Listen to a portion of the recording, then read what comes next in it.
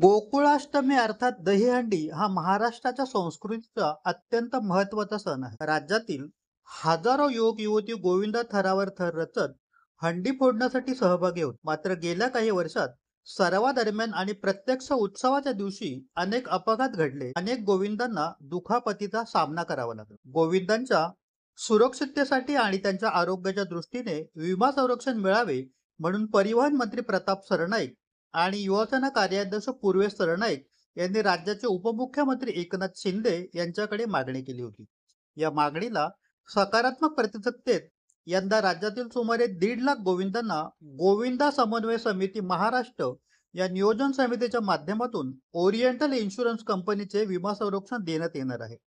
Oriental insurance कंपनीने सादर केलेल्या प्रत्येक गोविंदाकरता ₹75 दर प्रत्येक गोविंदामार्फे मान्य करण्यात आला असून त्यानुसार विमा हप्त्याची रक्कम विमा कंपनीला अदा करण्यासाठी 1,12,50,000 इतकी रक्कम उपसंचालक क्रीडा व युवक सेना मुंबई विभाग यांच्या खात्यात वर्ग करण्यात आली आहे. युवा सेना कार्याध्यक्ष पूर्वेश सरनाईक यांनी मुख्यमंत्री आणि दोन्ही उपमुख्यमंत्र्यांचे गोविंदासाठी आवश्यक असलेल्या विमा कवच योजना तातडीने मंजूर करून दिल्याबद्दल राज्यभरातील लाखो गोविंदांतर्फे आभार मानले आहेत. गेल्या वर्षी 1,25,000 गोविंदांना विमा संरक्षण देण्यात आले होते. मात्र काही गोविंदा यापासून वंचित राहिले. यंदा ही त्रुटी भरून काढत विमा कवचाची मर्यादा वाढवून 1.5 लाख गोविंदांपर्यंत हे संरक्षण पोहोचवले जाणार आहे. अल्पावधीतच लोकप्रिय झालेला भारताचा बुलंद आवाज आपला Bharat channel subscribe, share, like आणि कमेंट्स करायला विसरू नका.